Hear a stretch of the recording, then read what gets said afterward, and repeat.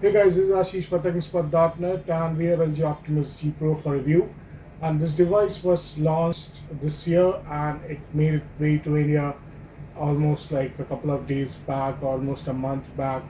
And we got it for review and we wanted to share what kind of device this is. So for whoever is looking for a phone in a phablet kind of category, now it's a 5.5-inch screen, so it doesn't fall into a phone category but definitely falls into a phablet category, same as Note 2. That said, let's start a bit about hardware specification, though I don't give a lot of points to hardware specification, but this device has packed up all the latest features that can come in a phone. It has 5.5-inch true full HD IPS display, which makes the display very gorgeous, honestly speaking.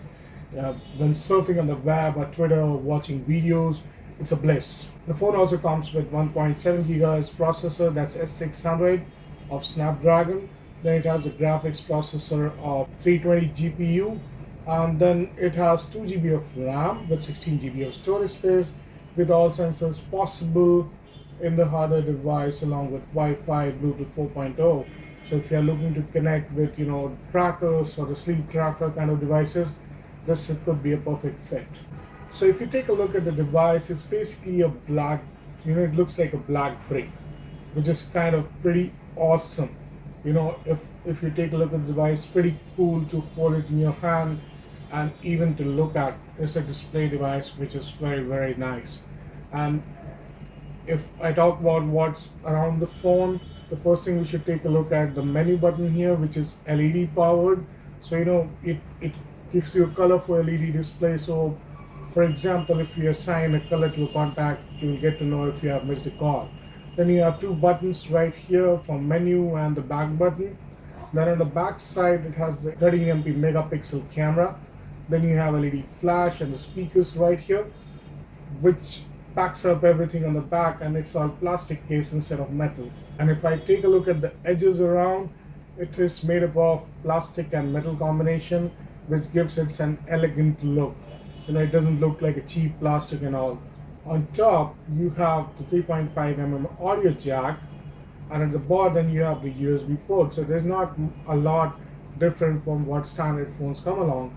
Then you have a lock button here, the volume knockers right on the sides, the standard phone components, what you have been looking at. If I talk a bit of display, it's a 1080 full HD, like I told you before. So the overall screen display and the colorful looks very, very vibrant. Whatever you watch, whatever you do, it's all bright and shiny and it's all colorful, which gives it a very high quality of display rating. One thing which you will like a lot about is the Gorilla Glass 2, which is tapered at the end. This means when you swipe across the edges, it doesn't give you a feel of there's a sudden drop, but it's a smooth experience. However, one thing you should know, the screen is pretty reflective, so if you're going to use it on a sunlight, it's going to be a bit disappointing. That said, now we'll take a look at the other aspects of LG Optimus G Pro. So I'll give you a quick look on what kind of software interface and what kind of display settings and all that come up with it. So let's talk about lock screen a bit, and starting with the display part. So this is what it looks like, and there are kind of animations for locks in, which makes it look pretty. So something to show off to your friends on a bigger display. It's look definitely very nice. So if I swipe down, I can actually see all the notifications available for on the LG Optimus G Pro. Now these notifications sometimes it feels like it's quite too much, though there are options to turn them off. But it's like you can turn off Q remote, you can have silent to sound, everything is there. But these categories sometimes feel too much. But on the other hand, there are a lot of people who would like to have everything on their notification, especially the access to the quick apps and the settings and everything to be there on place. And there are obviously other notification that come into play. So that's it. This is the notification part, which is customizable. You can change all this quick toggles and all those stuff. Then you have the quick slide apps right here for video, internet, memo. So if you want to quickly access these things, you can do that. Then you have brightness control right over here. Then you have notifications like I told you before. So we'll go back to the home screen. and right now you're at the home screen. So I will take you straight away to the settings part and give you a quick look at what's there. So this is what you can take a look. It has Wi-Fi, Bluetooth, the mobile data. Share and connect is interesting because it has all NFC, direct beam, supports Miracast. Then you have smart share beam and the file networking. So if you want to access your files via wireless network, this is also possible. Chat will go back, and then you have tethering networks, so people who want to share and their mobile data on their PC or laptop or in their tablet, that's also possible. Coming to the sound section, which many people love to have, so they you have different kind of sound profile which you used to have in other mobile phones and the older one. Then you have quiet time, so you can just turn it on and then you can tap and select what are your quiet times, and then you can change accordingly. There's something very nice to have instead of installing apps. There's something really cool. Then you have smart ringtones, so you can increase the volume slowly in noisy environment. So if it detects a lot of noise around, it can automatically do that for you. Then you have phone ringtone certification, notification sounds. Then you have feedback and vibrate. So it has good control over what kind of vibration you are looking for. So if you want to gradually increasing vibration, or the vibration strength has to be less or more, if you are in a very noisy environment, probably this will come handy. Then you have dial pad, touch notes, touch sound, screen lock sound, every possible customization LG has done over here. Let's take a look at the display part. So display part, the other things are very casual, but you can actually go and change your font type. There's something which I really like, if I can change to the fonts or the font size, whatever, depending on what kind of convenience I have. And this is something very admiring now here.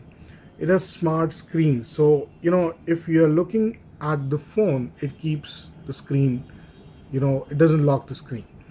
So that is something very smart, because and especially when you're watching videos and you just move your eyes off, then you have again the smart video available. Now there's certain features which you will definitely notice if you have used Android before, that these are all taken from Samsung devices like Note 2 or the Galaxy devices which it has. Now there's a home LED button. Then you have quick cover. So if you put up a quick cover, it knows if you have just open up the quick cover, it will just turn on the screen automatically for you. Then you have aspect ratio correction, so if you have some games which are not compatible with your screen, you can actually make do that. This is something really nice, because there are certain games and applications which have not been yet made compatible, and this could be nice for you. So now we'll take at the lock screen. There's a different demo there. You can check it out, lock screen animations and everything.